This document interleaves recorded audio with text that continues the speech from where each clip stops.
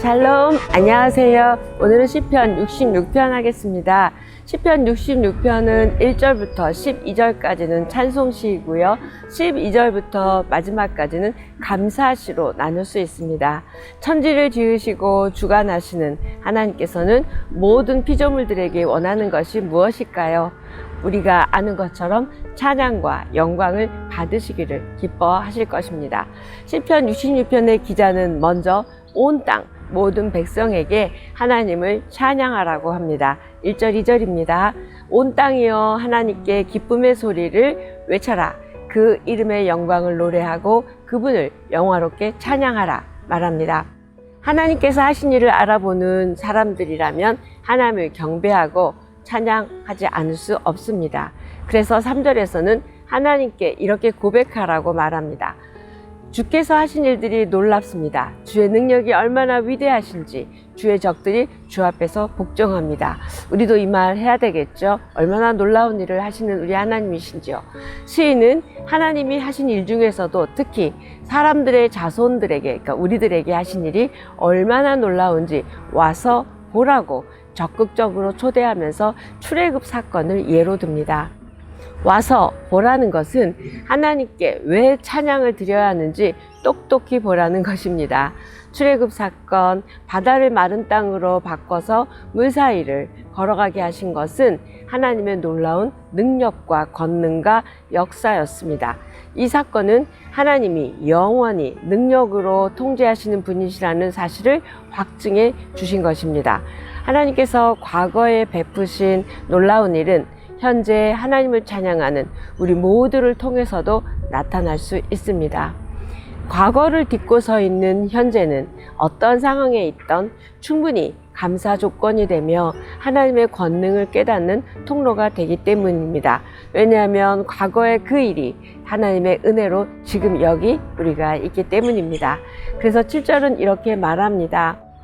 그분이 그 능력으로 영원히 다스리시고 그 눈으로 이방 민족들을 지켜보시니 반역자들은 들고 일어날지 말라 하고 말합니다. 시간적 차원으로는 영원까지 말하고 있고요. 공간적 차원으로 이방 민족들 곧 온 세상에 미치는 하나님의 통치를 말하고 있습니다. 이 놀라운 하나님의 역사를 인정하지 않는 교만에 대해서 경고하는 말입니다. 여러분은 하나님을 믿지 않는 누군가에게 와서 내 삶을 보라. 하나님께서 이렇게 인도하시고 보호하시고 이끌어 오셨음을 우리 삶을 와서 보라 라고 하나님을 찬양할 수 있으면 좋겠습니다. 우리의 삶 가운데 고난과 위기가 있었다 할지라도 하나님은 찬양받기에 합당하신 분임을 우리 삶으로 증거해야 할 것입니다. 하나님을 찬양하는 것은 하나님의 이름을 높이는 것이고 그것으로 끝나지 않고 하나님의 살아계심을 증명하는 일이고 하나님을 기대하는 일이고 하나님을 갈망하는 일입니다. 우리는 날마다 더 깊은 찬양의 자리로 나가야 할 것입니다. 찬양의 자리로 나아갈 때 하나님의 임재와 영광이 우리 가운데 임할 것입니다. 시인은 고난을 겪으며 환난 중에 출애굽 사건을 기억했고 살아계신 하나님께 서원을 했습니다.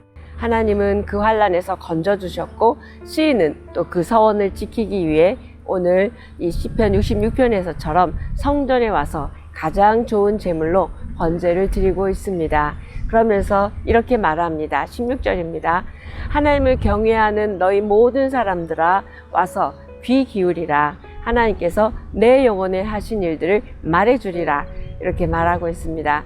그는 고난 중에 주님께만 부르짖었고 마음속으로 악한 생각을 품지 않았기에 하나님은 자신의 기도를 들어주셨다고 말합니다.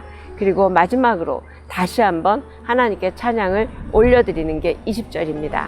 하나님을 찬양하라. 그분이 내 기도에 등 돌리지 않으시고 그 인자하심을 내게서 거두지 않으셨도다. 아멘. 이 마지막 절의 20절의 고백이 우리 모두의 고백이 되기를 소망합니다.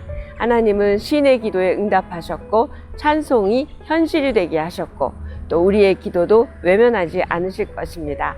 어떤 어려움과 고난 중에도 응답하실 하나님을 기대하며 기도하며 믿음으로 기다리는 기도의 사람이 되기를 축복합니다. 아멘. 오늘 여기까지 하겠습니다.